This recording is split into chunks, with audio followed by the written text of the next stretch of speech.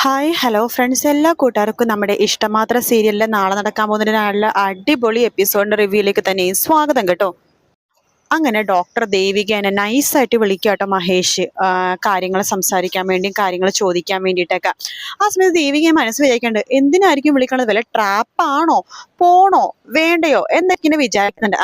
എന്തെങ്കിലും ആവട്ടെ, പോയി കളയാം, എന്തെങ്കിലും താനൊരു തെറ്റ് ചെയ്തിട്ടുണ്ടല്ലോ, അതെന്തായാലും പോയി കളയാന്നൊക്കെ ഡോക്ടർ ദേവിക വിചാരിക്കുകയാണ്. അങ്ങനെ ദേവിക ഡോക്ടർ ആണെന്നുണ്ടെങ്കിൽ രാവിലെ തന്നെ മഹേഷിന്റെ അടുത്ത്, ഇഷിത പോയ സമയത്ത് തന്നെ മഹേഷിന്റെ അടുത്തേക്ക് പോവാണ്. അങ്ങനെ ബെല്ലടിക്കുമ്പോഴേക്കും നമ്മുടെ രാമനാഥനാണ് വാതിൽ തുറക്കുന്നത് കേട്ടോ. വാതിൽ തുറക്കുന്ന രാമനാഥൻ ചോദിക്കുന്നുണ്ട്, ആരാ? അല്ല, ഇത് മഹേഷ് ചന്ദ്രന്റെ ഫ്ലാറ്റ് അല്ലേ? അതെ, കേറി വാ. ഞാൻ ഡോക്ടർ ദേവിക. ഡോക്ടർ ദേവിക എന്ന് പറയുമ്പോഴേക്കും രാമനാഥന്റെ കാര്യം മനസ്സിലായി. ഇഷിതേനെ ആദ്യം ചെക്ക് ചെയ്ത ഡോക്ടറാണോ? അതെ അതെ, മഹേഷ് പറഞ്ഞിരുന്നു, വാ മാഡം വാ. മഹേഷിന്റെ കാര്യങ്ങളൊക്കെ അറിയാലോ അല്ലേ? അറിയാം. പിന്നെ കൊച്ചുമകൾക്ക് ഇപ്പൊ എങ്ങനെയുണ്ട്, ഓക്കെ അല്ലേ? ഓക്കെ ആണ് എന്നൊക്കെ പറയണം. എന്നാ മാഡം വാ എന്ന് പറഞ്ഞിട്ട് വിളിക്കുകയാണ്. അങ്ങനെ ഡോക്ടർ ദേവിക അകത്തേക്ക് പോകുന്നുണ്ട്. മഹേഷ് ഇങ്ങനെ വീൽ ചെയറിൽ ഇങ്ങനെ ഇരിക്കുക കേട്ടോ. ആ സമയത്ത് മഹേഷിനോട് ചോദിക്കുന്നുണ്ട്, മഹേഷിന് ഇപ്പൊ എങ്ങനെയുണ്ട്? കുഴപ്പമൊന്നുമില്ല ഡോക്ടർ.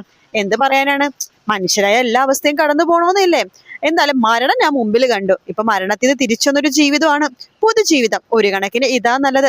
പൊതുജീവിതമൊക്കെ ആകുമ്പോഴേക്കും നമുക്കൊരു ഒരു ജീവിക്കാൻ വീണ്ടും വീണ്ടും ഒരു ഇൻട്രസ്റ്റ് തോന്നും. ജീവിതം എന്താന്ന് നമ്മൾ മനസ്സിലാക്കുന്നത് ഈ സമയത്തല്ലേ. അല്ലെങ്കിൽ നമുക്ക് ജീവനിൽ വല്ല വിലയോ പേടിയോ ഒന്നുമില്ല. പക്ഷെ ഇപ്പൊ നല്ല പേടിയും വിലയൊക്കെ ഉണ്ട്. പിന്നെ ഡോക്ടറെ ഞാൻ വിളിപ്പിച്ചത് വേറെ ഒന്നും കൊണ്ടല്ല, ഇഷിതേനെ ആദ്യം നോക്കിയത് ഡോക്ടർ ആയിരുന്നല്ലോ, അപ്പൊ അതിന്റെ കുറച്ച് കാര്യങ്ങൾ അറിയാനായിട്ടാണ്. അതിനുശേഷം ഇഷിത വേറൊരു ഡോക്ടറിന്റെ അടുത്ത് ചികിത്സയിലായിരുന്നു. ഇപ്പൊ അയാൾക്ക് ഒരു കുഴപ്പമില്ല, പ്രഗ്നന്റ് ആവാൻ സാധിക്കുമെന്നൊക്കെയാണ് അവർ പറയണത്. ഇഷിത എന്നോട് പറഞ്ഞിരുന്നു. പിന്നെ ഫസ്റ്റ് നോക്കിയത് ഡോക്ടർ ആയിരുന്നല്ലോ. എന്തു പറയാൻ, ഇഷിതയുടെ കഷ്ടകാലം. അതുകൊണ്ട് മാധവായിട്ടുള്ള ബന്ധം അവിടെ വെച്ച് തീർന്നു. പാവ ഇഷിത എന്തുമാത്രം നാണം കെട്ടെന്നറിയാവോ. എവിടെ പോയാലും അമ്മയാവാൻ സാധിക്കാത്തവള്, മച്ചി എന്നൊക്കെ തന്നെയാ കേട്ടോണ്ടിരുന്നത്. സത്യം പറയാലോ ഡോക്ടർ ദേവിക, എന്നെ വിവാഹം കഴിക്കാൻ തന്നെ ഇഷിത കാരണം. എനിക്ക് കുഞ്ഞുങ്ങളുണ്ട്. മാത്രമല്ല ഇഷിതക്ക് ഒരിക്കലും അമ്മയാവാൻ സാധിക്കില്ല. അങ്ങനെയുള്ള പെണ്ണ് ഒരു സെക്കൻഡ് ഹാൻഡ് ഭർത്താവിനല്ലേ കിട്ടുള്ളൂ. ശരിക്കും ഇഷിത എന്നെ ഒട്ടും അർഹിക്കുന്നത് ഒരാളല്ല. കാരണം ഞാൻ 2 കുട്ടികളുടെ അച്ഛൻ, ബന്ധം വിരിഞ്ഞ ആള്. ഇഷിതയാണെങ്കിലോ നല്ലൊരു ഡോക്ടർ, ഒരു തെറ്റും ചെയ്തൊരു ഡോക്ടർ. പിന്നെ എന്ത് പറയാനാ, അയാൾക്ക് അങ്ങനത്തെ ഒരു കുഴപ്പം പറ്റി അല്ലേ ഡോക്ടർ? എന്ത് പറയാനാ, എന്തൊരു കുഴപ്പമാണ്, എന്തൊരു ദൈവങ്ങളാണല്ലേ എന്നൊക്കെ ഇങ്ങനെ മഹേഷ് ഇങ്ങനെ കുത്തി കുത്തി പറയാട്ടോ. പെട്ടെന്ന് ദേവിക ഡോക്ടറിന്റെ ഉള്ളിലുള്ള ആ ഒരു കുറ്റബോധം ഇറങ്ങി വരുവാണ്. ദേവിക ഡോക്ടർ മഹേഷിന്റെ അടുത്ത് പറയാനായിട്ട് പൊട്ടിക്കരയാണ്. എന്തിനാ ദേവിക ഡോക്ടർ ഇങ്ങനെ പൊട്ടിക്കരയണത് എന്ന് ചോദിക്കുമ്പോഴേക്കും അത് മഹേഷിനോട് ക്ഷമിക്കണം എന്ന് പറയാണ്. ഞാനോ, അതിന് ഡോക്ടറും ഞാനും തമ്മിൽ ഒരു ബന്ധമില്ലല്ലോ, ഞാനും ഡോക്ടർ ഇപ്പോഴല്ലേ കാണുന്നത്.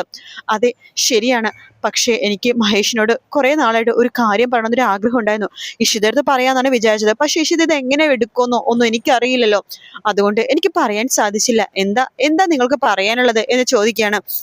അത് ഇഷിതേനെ ആദ്യം നോക്കിയത് ഞാനാണല്ലോ ഇഷിതടുത്ത് പറഞ്ഞത് ഒരിക്കലും പ്രസവിക്കാൻ കഴിയില്ലെന്ന്. അതെ, ഡോക്ടർ ദേവികയാണല്ലോ അത് പറഞ്ഞത്. അതൊരു നുണയായിരുന്നു. ഇഷിത ഡോക്ടർക്ക് ഒരു കുഴപ്പമില്ല, അവർ പെർഫെക്റ്റ് ഓക്കെയാണ്. ഒരു കുഞ്ഞല്ല, എത്ര കുഞ്ഞു വേണമെങ്കിലും അവർക്ക് അവരുടെ ഗർഭപാത്രത്തിൽ താങ്ങാൻ പറ്റും. ഒരു പ്രശ്നമില്ലാത്ത ഒരു സ്ത്രീയാണ് അവള്.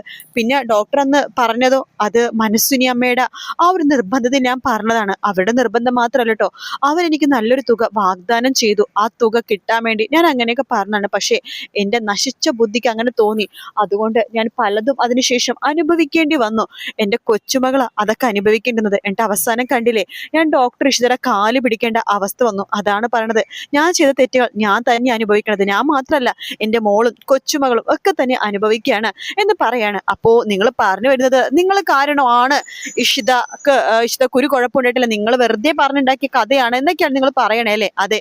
അപ്പോഴേക്കും മഹേഷിന്റെ കൈയൊക്കെ ഇങ്ങനെ ചുരുട്ടാട്ടെ. മഹേഷ് ഇറങ്ങിപ്പോ നിങ്ങൾ എന്റെ മുമ്പിൽ നിന്ന്, അല്ലെങ്കിൽ ഞാൻ നിങ്ങളെ കൊല്ലും. മഹേഷ് ചന്ദ്രൻ, അതെ, നിങ്ങൾ കാരണം അവൾ എത്രമാത്രം ബുദ്ധിമുട്ടിട്ടുണ്ടെന്നറിയാവോ? എത്ര വർഷങ്ങൾ അവള് വീടിനുള്ളിൽ നിന്ന് പുറത്തിറങ്ങാതിരുന്നിട്ടുണ്ടെന്നറിയാവോ? അവളുടെ അമ്മയും അച്ഛനും ഇത് പറഞ്ഞിട്ട് വഴിപാടും നേർച്ചകളായിട്ട് ഓരോരോ അമ്പലങ്ങളും കയറി ഇറങ്ങിയിട്ടുണ്ടെന്നറിയാവോ? അവരുടെ മനസ്സിന്റെ വേദന നിങ്ങൾക്കറിയാവോ?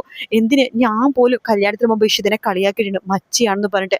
എന്റെ ചേച്ചി ഇപ്പോഴും കളിയാക്കിക്കൊണ്ടിരിക്കുന്നുണ്ട്. എല്ലാം ഇഷിത സഹിക്കാണ്. അവൾക്കൊന്നും അറിയില്ല, അവൾക്ക് ഇനിയും ഒന്നും അറിയില്ല. ഞാൻ ഇഷിതടുത്തൊന്നും പറഞ്ഞിട്ടില്ല, ഇനി പറയത്തുമില്ല. പറഞ്ഞ അവൾക്കും അവളുടെ വീട്ടുകാർക്കും ഇത് താങ്ങാൻ സാധിക്കില്ല. ചിലപ്പോൾ ഇഷിത ക്ഷമിക്കുമായിരിക്കും, സഹിക്കുമായിരിക്കും. പക്ഷെ അവളുടെ വീട്ടുകാർ ഇത് വെറുതെ വിടില്ല. നിങ്ങളെ കൊണ്ട് അഴി എണ്ണിപ്പിക്കും അവര് എന്നൊക്കെ പറയുമ്പോൾ ദേവിക പൊട്ടിക്കരയാണ്. ആ ഒച്ചപ്പാടും ബഹളവും കേട്ടിട്ട് നമ്മുടെ രാമനാഥനും സ്വപ്നവല്ലിയൊക്കെ അങ്ങോട്ട് വരുന്നു കേട്ടോ. എന്താ മഹേഷ്, എന്താന്ന് ചോദിക്കുമ്പോഴേക്കും അമ്മേ, ദേ ഇവരോട് ഇവിടുന്ന് ഇറങ്ങി പോകാൻ പറ. രാമനാഥൻ ചോദിക്കണ്ട, എന്താ മഹേഷ്, എന്താ കാര്യം? അമ്മേ, ഇവര് പറയണത് കേട്ടോ, ഞാൻ പറയട്ടെ ഇവരോട്. മഹേഷ് എന്നോട് ക്ഷമിക്കണം. എന്ത് ക്ഷമിക്കണം? നിങ്ങൾ ഇറങ്ങിപ്പോയി കഴിഞ്ഞാൽ നിങ്ങൾ ചവിട്ടിക്കുടി ഞാൻ പുറത്താക്കും എന്നൊക്കെ പറയണം. അങ്ങനെ ഡോക്ടർ ദേവിക അടുത്ത് സ്വപ്നവല്ലി പറയേണ്ട, അതെ എന്താ നിങ്ങൾ തമ്മിലുള്ള പ്രശ്നമൊന്നും എനിക്കറിയില്ല, പക്ഷെ ഒരു കാര്യം ഉറപ്പാണ്, നിങ്ങൾ എന്തോ വലിയ തെറ്റ് ചെയ്തിട്ടുണ്ട്. അതുകൊണ്ട് നിങ്ങൾ ഇവിടെ നിന്ന് ഇറങ്ങിപ്പോ. എന്റെ മോന്റെ ഈ ഒരു മര്യാദക്കുള്ളൊരു മുഖം മാത്രം നിങ്ങൾ കണ്ടിട്ടുള്ളൂ. അവനെ ദേഷ്യം വന്ന് കഴിഞ്ഞുണ്ടല്ലോ, അതുകൊണ്ട് ഇവിടുന്ന് ഇറങ്ങിപ്പോ എന്ന് പറയാണ്. ആ ഡോക്ടർ ദേവിക കരഞ്ഞുകൊണ്ട് അവിടെ നിന്ന് ഇറങ്ങി പോകാട്ടോ. സ്വപ്നവലി പിടിച്ച് പുറത്താക്കുന്നുണ്ട്.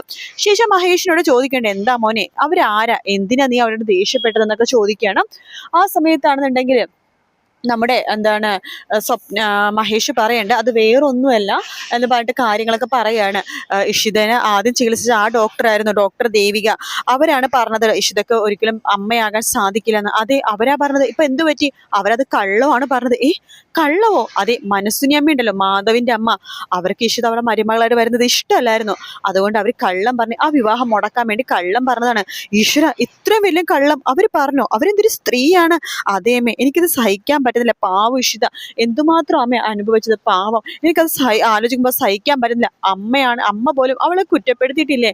ശരിയാ മോനെ, പക്ഷെ ഇത് ഇഷിതത്ത് പറഞ്ഞാൽ അവൾക്കത് സഹിക്കാൻ പറ്റില്ല. പക്ഷെ അവൾ ക്ഷമിച്ചാലും അവളുടെ അച്ഛനും അമ്മയും, പ്രത്യേകിച്ച് പ്രിയാമണി, ഇത് ക്ഷമിക്കില്ല. അതെ, ഈ കാര്യം ഒരിക്കലും ഇഷിത അറിയരുത്. അറിഞ്ഞ അവക്കിത് മനസ്സിൽ വെച്ചുകൊണ്ടിരിക്കാൻ പറ്റില്ല. അവൾ എന്തായാലും ഈ കാര്യം അമ്മയടുത്തും അച്ഛനോടും പറയും, പിന്നെ അത് വലിയ പ്രശ്നമാകും. അതുകൊണ്ട് ഈ സംഭവം എന്തായാലും ആരോടും പറയണ്ട എന്ന് പറയണം. അങ്ങനെ ഇഷിതയെടുത്തുനിന്ന് എല്ലാവരും ഈ സത്യം ഒളിക്കാട്ടോ. വൈകിട്ട് ഇഷിത വരുമ്പോഴേക്കും മഹേഷിന് വല്ലാത്തൊരു വിഷമം തോന്നാണ്. എന്താ മഹേഷ് ചന്ദ്രൻ ആകെ വിഷമിച്ചിരിക്കുകയാണല്ലോ, എന്തു പറ്റി? ഒന്നുമില്ലടോ. അല്ല, മഹേഷിന്റെ മുഖത്ത് എന്തോ ഒരു കുറ്റബോധം പോലെ. എന്തു പറ്റി എന്ന് ചോദിക്കുകയാണ്. അതൊന്നുമില്ലടോ എന്ന് പറയാണ്. എന്തായിരിക്കും കാര്യം? ശരി, എന്നാ ഞാനൊന്ന് ടെസ്റ്റ് ചെയ്യട്ടെ. എന്താ? മഹേഷിന്റെ അടുത്തൊന്ന് വന്നേ. ഈ കോലത്തിലോ? അതെ, മഹേഷ് എഴുന്നേറ്റ് ഞാൻ നിൽക്കുന്നിടത്തേക്ക് വരണം. എനിക്കങ്ങനെ എഴുന്നേറ്റ് വരാൻ പറ്റില്ല, തനിക്കത് അറിയാവുന്ന കാര്യമല്ലേ. പക്ഷേ മഹേഷിന് ഇപ്പൊ എഴുന്നേറ്റ് നടക്കാൻ പറ്റും. താൻ എന്തൊക്കെയാണോ പറഞ്ഞത്? എനിക്ക് എഴുന്നേക്കാൻ പറ്റില്ലെന്നേ. മഹേഷ് ഒന്ന് ശ്രമിച്ചു നോക്ക്, എഴുന്നേക്കാൻ പറ്റുന്നു ഞാനല്ലേ പറയണത് എന്ന് പറയാണ്. അങ്ങനെ മഹേഷ് പതുക്കെ എഴുന്നേക്കാൻ വേണ്ടി നോക്കാണ്. ആ ഒരു ഡോക്ടർ ദേവിക പറഞ്ഞ കാര്യങ്ങളൊക്കെ ആലോചിച്ചിട്ട് മഹേഷിന് ആ ഒരു ഇൻസ്പിറേഷൻ പോലെ കിട്ടുകയാണ്.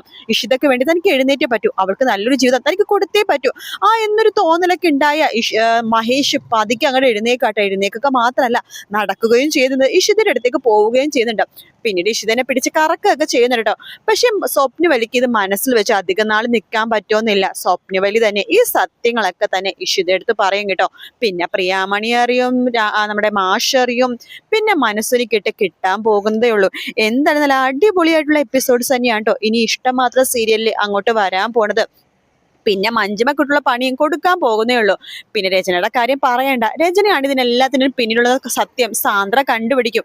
ആകാശാണ് ഇതിന് പിന്നിലും തെളിയിക്കാൻ നോക്കാണ് രചന. പക്ഷെ ആകാശല്ല, രചന തന്നെയാണ് ഇതിന് പിന്നിലെന്നും മഹേഷും സാന്ദ്രൻ തന്നെ തെളിയിക്കും. കാത്തിരുന്ന് കാണാം ഫ്രണ്ട്സ്. വീഡിയോ ഇഷ്ടപ്പെട്ടാൽ ലൈക്ക് ചെയ്യുക, സബ്സ്ക്രൈബ് ചെയ്യുക, കമന്റ് ചെയ്യുക. മറ്റൊരു